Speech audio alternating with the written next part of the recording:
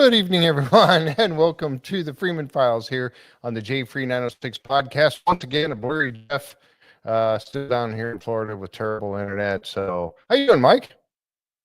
I'm hot here. It's really hot.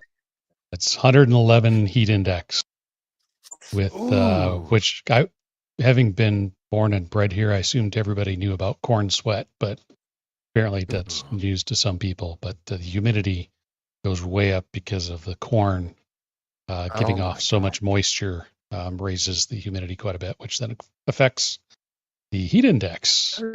Yeah. And it's up there. Wow. Wow, that's it's not down here still. Today was one of those days where it was very, very muggy, unusually muggy. So yeah, it did not feel good at all. It was pretty nasty. Thank goodness for this thing right outside here, the pool, to jump in from time to time. Sorry about the internet. We will be home for next week's show. We'll be back with it again, and all should be well. Again, I apologize for I'll be freezing up tonight, and hopefully when I do freeze, it won't be with my mouth in a weird position, a little weird for everyone. Love when that happens. But oh man, I see it glitching back and forth all over the place. I hope at least you can hear me anyway. We're going to be talking about the Secret of Skinwalker Ranch, season 6, episode number 8, Swarm Weather. Warm weather. Love that. Seeing sky elements back on the ranch. I love the drone stuff. What do you think? Yeah, anytime they have the drones on there, it's always it's impressive. The shows that they can do and the coordination. It's just amazes me the connectivity that they have. But it usually ends up triggering some kind of a reaction. And I think it did, just not where we thought it would this time. Right. Yeah, I see everybody's talking about my voice being all garbled and everything. I'm sorry. No, it's not Starlink, John. Actually, it's not. It's because Starlink I could not use here because of the trees. It is actually T-Mobile sitting right outside here with me, and the signal is not good to the tower here. So it's the best I got, and I apologize. But we'll go through it. I do know that there is a Q&A tonight at the Skinwalker Ranch Insiders. I'll be going to that. I'm sure quite a few people in here will be as well. So we'll be sure to be done well before that so you can get over there and we can get that started right away. All right. So let's just jump into it and go get rolling here. So Secret of Skinwalker Ranch. Let me bring up my pictures here. And as the show started, they were again at the Mesa drill site, and I think they were getting right about 188 feet in on the second borehole. Again, they're looking for this anomaly that was picked up by Jan Frankie's GPR data.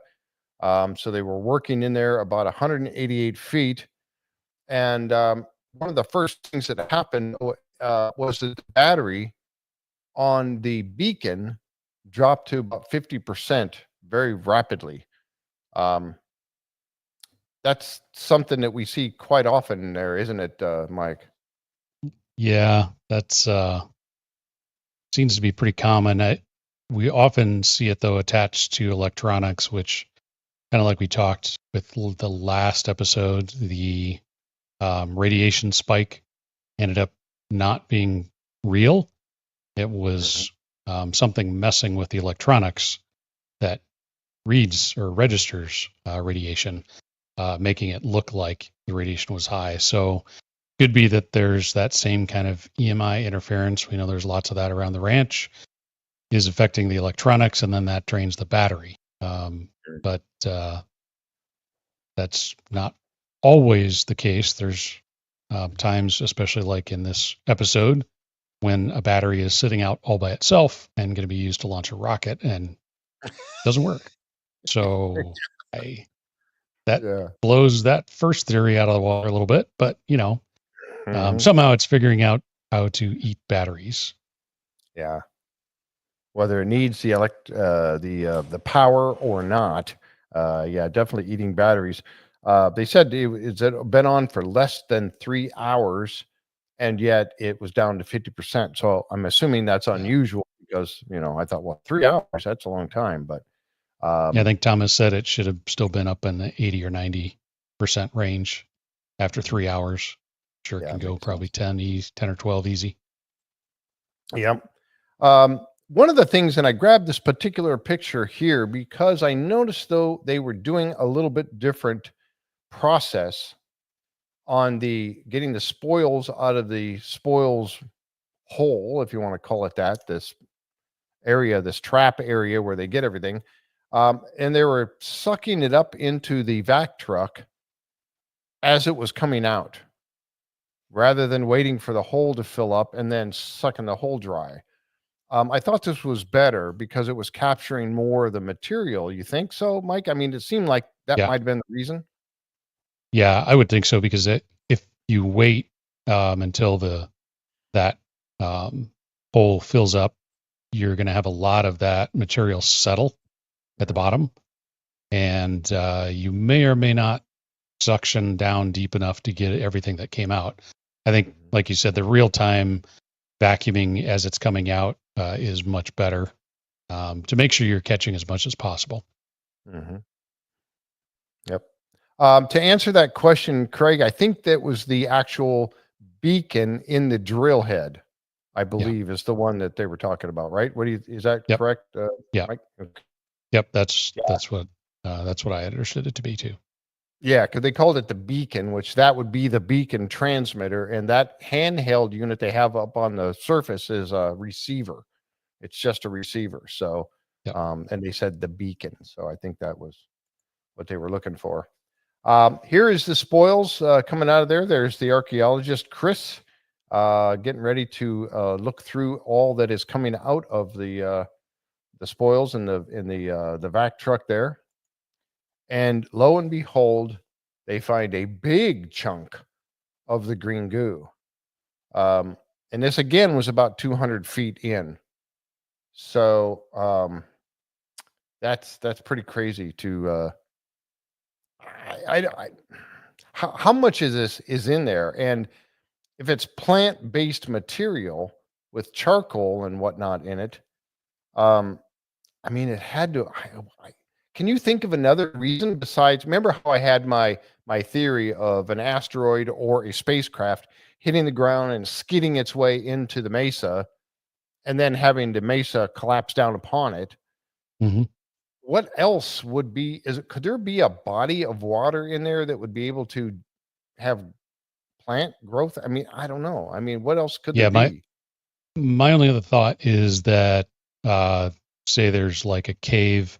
We know that there's voids that the smoke could go through, so we know that there's open air caves of some kind. Mhm, But we also know that there's flowing water underneath the mesa. So in my mind, it's possible that somewhere upstream, where the water is exposed, it's collecting, materials and flowing down under the ground and into the mesa, and those openings where water goes through open and close in different spots, and things could get trapped. Um, I'm still not entirely certain the green goo is anything of note. It may be something that would grow in a dark cave anyway. I haven't heard any of the experts say one way or the other, I guess, about the green goo, but the particulates that are in it, like Thomas said, it's obvious that something of high heat occurred at some point in the past and has um, turned plant material into charcoal, and it's collected in the mesa some way or yeah. somehow. So Yep. Yeah, that's what I was thinking too. And it's and that's why I came up with that idea that, something yeah, an asteroid impact or whatever. And we were looking at that last night as they were climbing on that area. And I know I've mentioned this before, folks, but that area of the mesa is different than most of the rest of the mesa along Skinwalker Ridge there. It's most of it is very cliff-like, very it's all pretty. It's unstable to begin with, but I mean it's more together. That area there where they're drilling is like a collapsed area anyway. Um, so it was my thinking that either A, something had hit the ground, skidded into it, dragging with it water and vegetation and everything else as it hit the mesa. The mesa would then went inside, it would collapse down upon it in that collapse area that looks like a collapse area, or there was some sort of a cave or something there that it collapsed on its own, or somebody purposely caused it to collapse, giving it that rocky, very mild rocky feature that it has.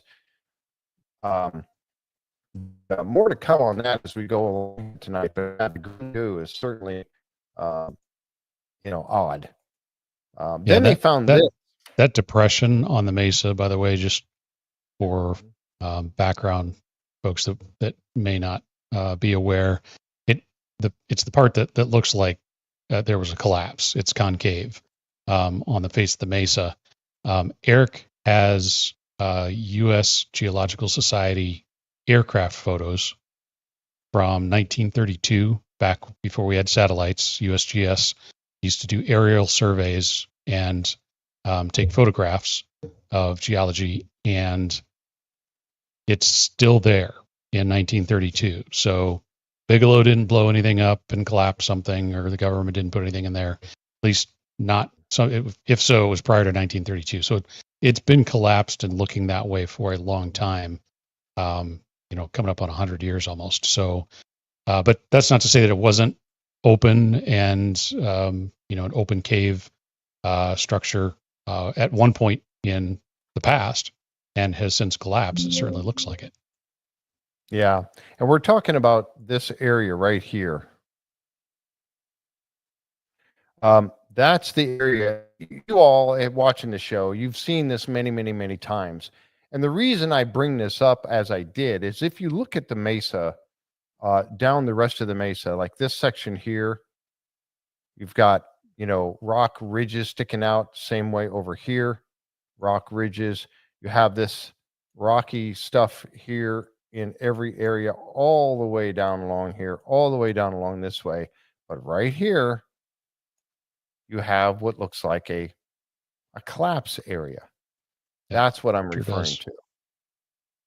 And like I said, if something would have hit the mesa or hit the ground and skidded its way in here, and then all of this collapsed down upon it, then you would definitely have a collapse area, but you would also have possible voids in there as well. So I don't know. Yep, could be. I don't know. No idea.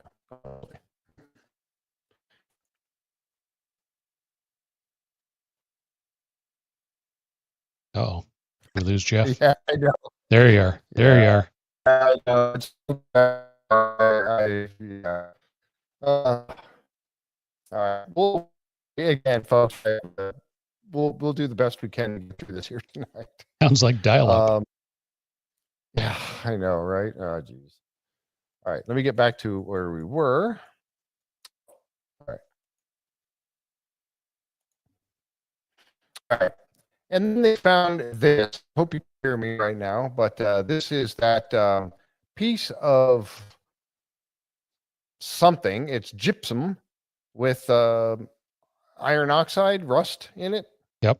Yeah, there was iron oxide layer on the back side of it.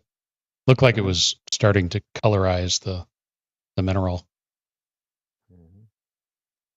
Yeah, there you can see that. Right through the middle there. Yeah. And iron oxide is just rust. So it's metal that has rusted. What did you make, Mike, or anyone in the chat? What did you make of the, I think it was Travis that was talking about the possibility of something metallic in the mesa that this was soaking it up. And that's where you're getting that rust layer. Is that, I mean, I suppose it's plausible. I'm not a geologist, so I don't understand, I don't know these things. What was your thoughts on that?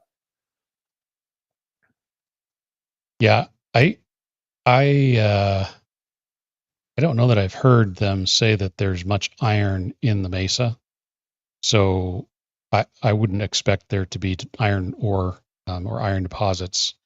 Um, the fact that there's those crystals growing on top of or next to that metal to me means that's been there a very, very long time. Mhm. Yeah. Yes, I agree. I agree with you on that for sure. Um, yeah, very long time. And and those crystals and everything else. I mean, I hope they're going to get this analyzed. Um, Anytime they pull anything out of the maze like that, my opinion, get it analyzed. It's a little bit odd. Yep. Now, is that an odd piece? Again, not being a geologist, I have no idea. But if it's odd to that area or the makeup of it, the different types of material that are there to make that up, I don't know. But interesting for sure. Yep. Hopefully, they'll get some testing done on it. We can find out. Then there was the South Tower indicating high radiation levels, at least in that area over by the South Tower. Um, Now we don't have the way to see just how high it is because they didn't give us that. I can't see the left side of the graph to see how high this is in CPM, or at least I didn't catch it in the picture. But it's higher than everything else around it. And then the cows showed up. Now, are they connected in any way? I, I don't know. But they were very go ahead. It's good to know that they are monitoring that permanently. I mean, those appear to be Yes. permanent um, sensors that are out there in different locations. So it's good to know that they are checking on that. But like we saw last time, sometimes that can just be the electronics getting affected and Mhm. being made to look like there's higher radiation. But you can't really can't really roll the dice with radiation. You gotta do what they did and get out of Dodge when Right. it showed up like that. So, but yeah, the cattle coming in to me seemed a little bit more related to the weather than maybe that because that's a long ways. I think that's like a mile to the South Tower from the command center. Pretty good distance. So I don't think the cattle were very far from where they were, and then the weather. I think they tend to know better than we do, and they moved in to make sure they were out of it as much as they could be. Yeah. You always you're right on a couple of points, making sure that when there is a radiation hit, whether it's false or not, you can't take that assumption that, oh, it's just a false alarm. You have to take action on that. Yeah. And then seeing the cows, they seemed a little agitated at first, but they all gathered in this area. Were the two related in any way? Don't know. But it was interesting to see the higher radiation level popping up on a sensor that far away, and the fact that they're monitoring it all the time, like you said, because you have to take it seriously, Yeah. regardless, and then analyze it once you're clear of the area. Then analyze whether or not could be a false alarm, as they did last week. Yep. Yeah, and we certainly don't want to see another incident with the calf that was affected so harshly. Being their eyes turned white and everything, and that was. I guess it did survive. It was okay in the end. Yeah. Having worked nuclear power for 12 years or so, you never ignore it. Sounds Very like good good point, Betty. advice. Yes, very good advice. Very good. And here something else. Now, we all remember that at about 200 feet into the mesa seems to be seems to be that place where weird stuff begins to happen. They were getting that deflection. I think that was when they first got the deflection in the first attempts to drill the borehole. They were getting that deflection and they couldn't go up, and they were calling it some sort of a dome feature inside. That was at about 200 feet, and that's where they were getting the metals that they got last year. And then it was where they were also having signal degradation. Um, and then when they got this is actually looking at the beacon frequency here, and the beacon frequency being amplified. Um, if you remember last year, didn't it have harmonics coming up? They had the main 33, whatever, 33 meter, and then went in, they pushed into the obstruction. It would give all these harmonics, and then they back off and it would quiet down. And then they push in again, it would give all the harmonics. Is that about? Yeah. Right, That was right? That was remarkable, because that there shouldn't be anything there that can amplify that signal at any harmonic or at any frequency. Inside the Mesa. So I don't know if a large body of metal would do that. I suppose maybe reflecting off of it, but that just seems crazy. I know that when Travis saw this, he said it looked like a communication signal. I don't know if that was because it was modulating an amplitude. It looked to be fairly steady on frequency, so I'm guessing I'm not as much a radio guy as those guys are. I know they all have ham licenses and stuff. So, but regardless, it's doing something with those signals, whether it's amplifying them or taking harmonics and sending them back. None of that should be happening inside the Mesa. Right. Yeah, absolutely. And that's really significant information. And I'm glad that they decided to try to do that that one. I think this was 2 seasons actually. Right season, but they were pushing in and getting that harmonic. And what in the world caused that? There's most definitely something in the Mesa that's getting all these issues. And yes, animals are very good biosensors. They know when things are happening. For some reason. Uh-oh. We lost Jeff.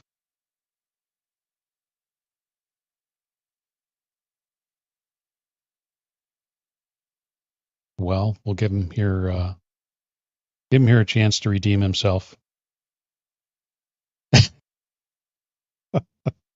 This is not the Mike show. No. Sorry. He's the talker. And he's coming back in slowly.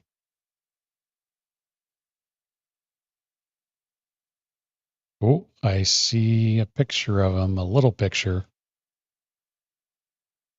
Baby steps, Jeff. It'll be okay. Just baby steps. Yeah. Get nice and slow. Maybe turn your video off and just have audio. Not that they just want to look at me, but my Starlink is. Right. Hey, your Starlink is doing great. All right, let's try. Yeah. Let's see if we can do this. Can you hear me at all? I can still hear you. Your audio is a little bit broken, but we'll see how it goes. At least you're still connected. All right. So let's see. Let's try to get my pictures back up here. And again, folks, I'm so sorry for what's happening. Not like to do these things. All right, if we can get this here.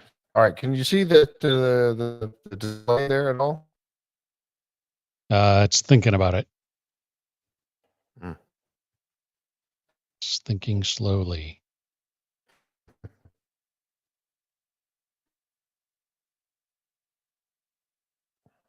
Nope, still not. Oh. Nope. Now it's not even thinking about it. It was at least spinning.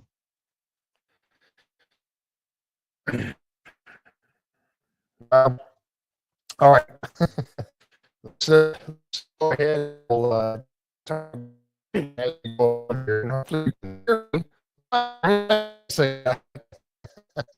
Yeah, your audio is clipping badly still. Oh, and he's gone again.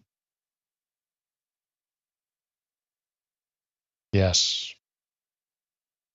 Yes, bring back Jeff. We need to all chip in for a nice tall tower so he can get his Starlink satellite antenna up high above the trees. Hopefully we can get back and at least talk through pictures that he's got. We can talk through the rest of the episode. That would be good.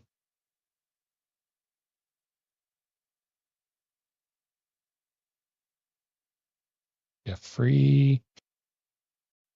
And he's back. See if he comes in okay. Says you're back with audio.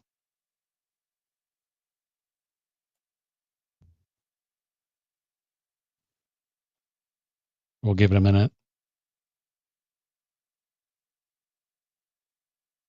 Let your signal warm up a little bit. Got to get. Oh. Even my dogs are trying to help. Yeah, I'm not karaoke. Not gonna sing. Oh, like props? You mean? I don't. Why would you ask if I have props? By the way, so this is a first-person view drone, a little tiny one that I happen to have. I'm really bad at flying it. Just so you know, these are incredibly hard to fly. These don't fly with GPS. They are 100% operator input controlled, and there's a lot of constant motion that you have to do in order to keep that thing flying. So lots of respect for the FPV drone operator that they talked about. So there was weather. Weather popped in, started to blow their stuff around. Looked like they were getting sandblasted. Looked like Travis could barely see.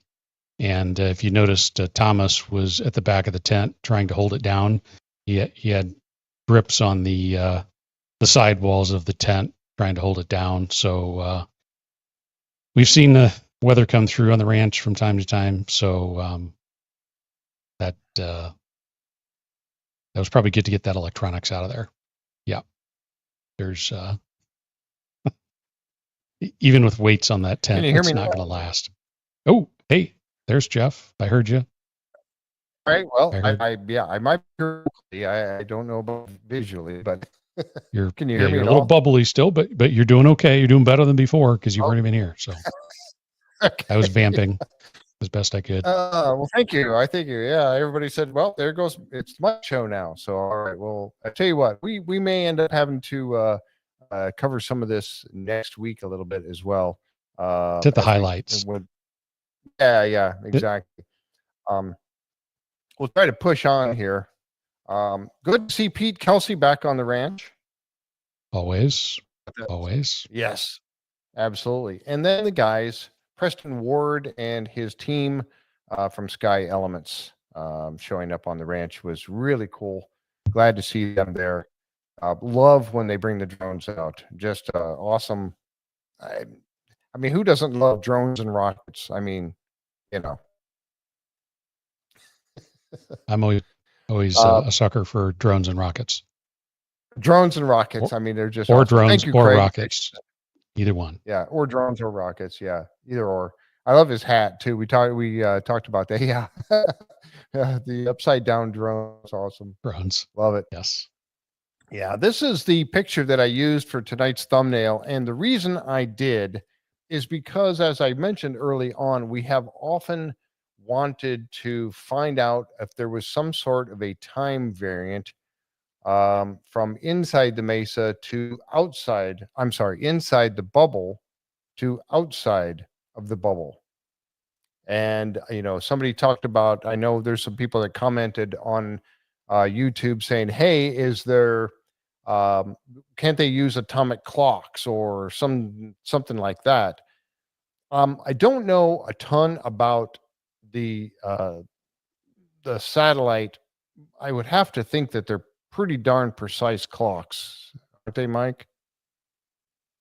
Yeah. So the way the GPS works, it's going off of synchronized clocks, and it's determining the difference between the amount of time it takes for that signal to transmit.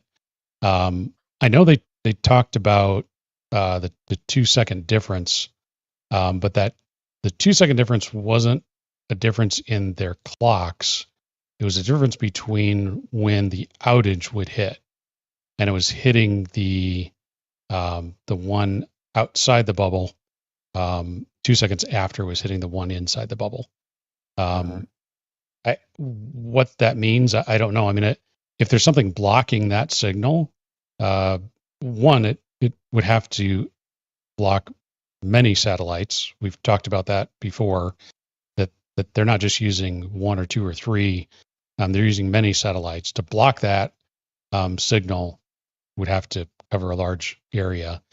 And if it's blocking the signal, you would think, given the distance between the ground and those satellites, the two receivers aren't far apart at all compared to how far away the satellites are in space. 2 seconds, it shouldn't be 2 seconds. They should both be seeing the same interruption instantaneously, and there's a delay. So in my mind, that means the interruption has to be closer, has to be very close in proximity to those receivers, and probably on the ranch. And Eric attaching one of his many homemade GPS devices. Yeah. And that was, I grabbed that picture because you could see just, what he goes through to make these things, and he knows what he's doing. So don't get the impression, oh, Eric made it, that's why they don't work. No, you're kidding yourself if you think that. He knows what he's doing, and he makes these very precise. So having that on there like that is important, because that is when he can track. That's why he put it on there. The other GPS units are in these drones already are using, they're there for their positioning. They, and each one knows exactly where it is at any given moment, and can. So that's how they perform the wonderful shows that they do, sky element shows that they do. This one is so that he can track it in real time.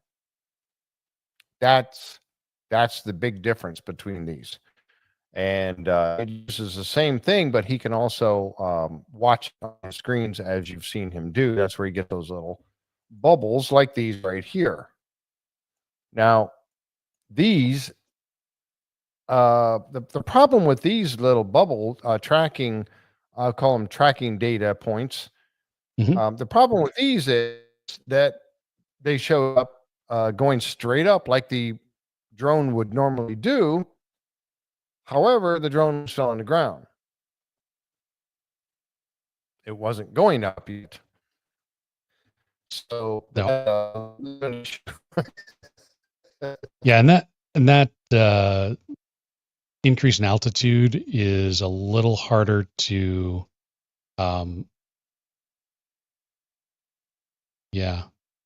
wasn't the real-time GPS tracker showing it going up when he was walking. That could be. Yeah, I don't know if he was walking away at that time or the timing of that. We're not exactly sure the timing of it. Yeah. Yeah. It launched. But the fact that it's going up in the air like that, it means that for that data point to be higher than the ground, it's actually, it thinks the signal is taking less time to reach the satellite, come from the satellite to the receiver than, and he's out. But it's taking less time. So to go up in altitude means that it thinks the receiver thinks it's closer to the satellite than it really is. So it's showing higher in altitude, but obviously not. That's a little harder to explain than when it goes below ground. So going below ground to me means it's been delayed, and we know that gravitational lensing can cause that. What causes it to go up? I don't know. One of the many things the ranch does that just drives me crazy because that doesn't make no sense, to quote Dr. Taylor. Yes. That's, and I was thinking the same thing watching last night, is everything seemed to be going almost perfectly inside the bubble. And they were over in the East Canyon, and the ranch seemed to say, oh, well, you think you can escape me over there? Not going to happen. And is why Eric has mentioned that this problem is transient. It comes and goes. It's not always there.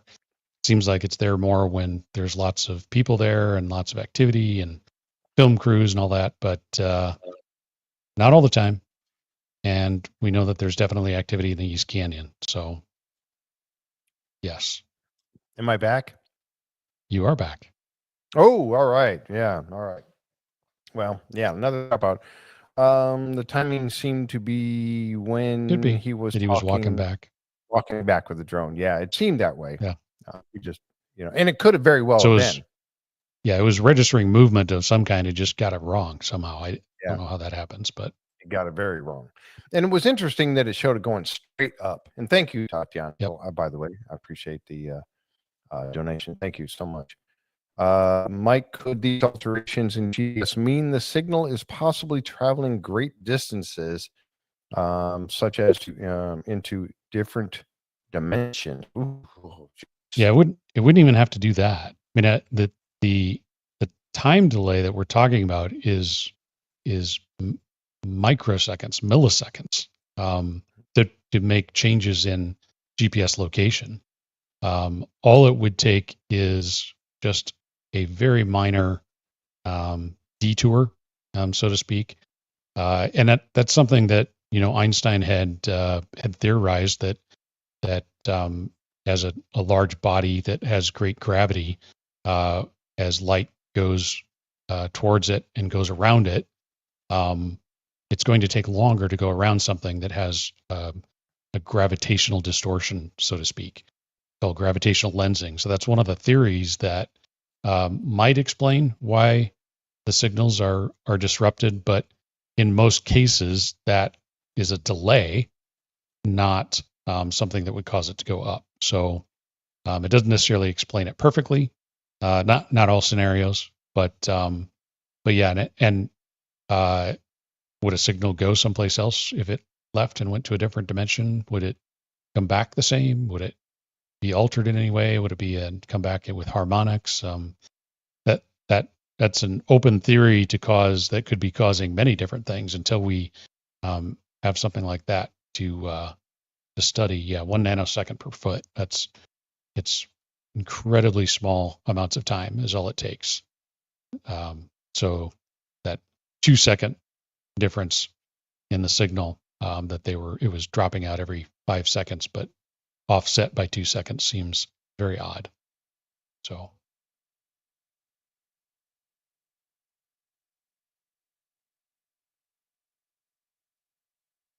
just looking through chat here, I would really know you don't went into a different.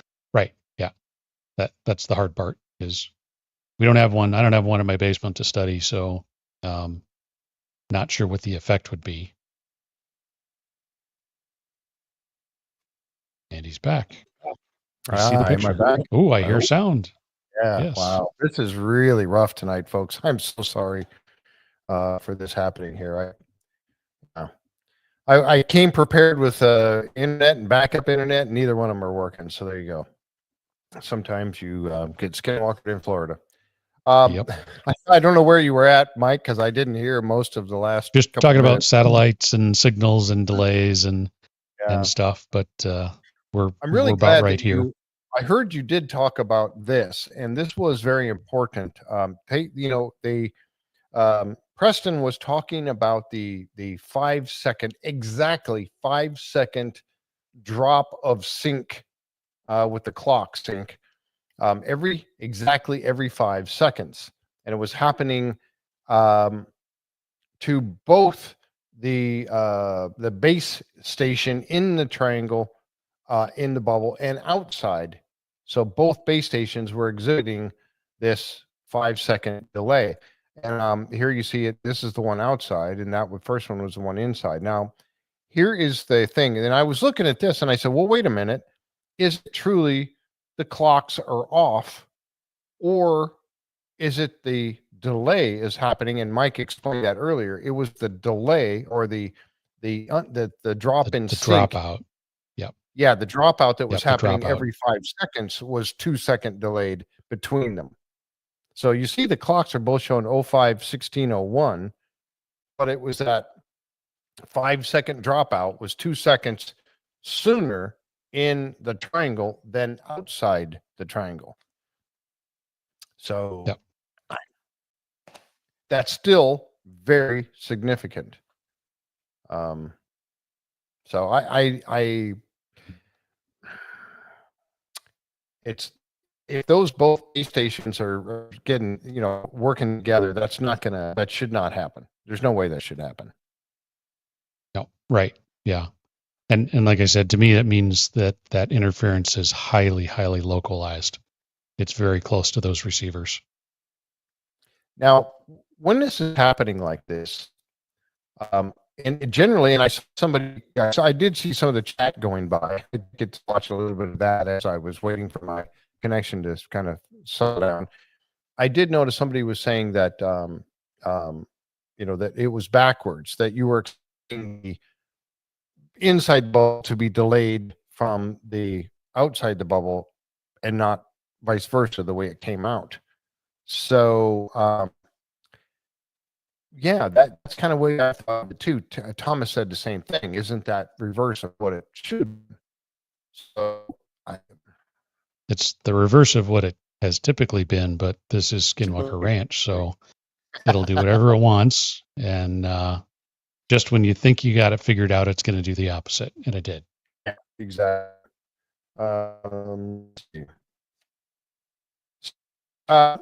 You get the we can just I have to try to get or something, or just put it out this week. We'll kind of converse with this a little bit. Well, as yeah, your audio is really bad again. Okay.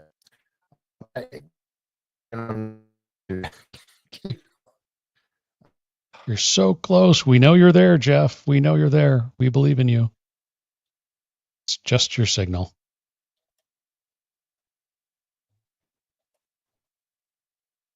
And he's out again. Yeah, I think we might have to call it.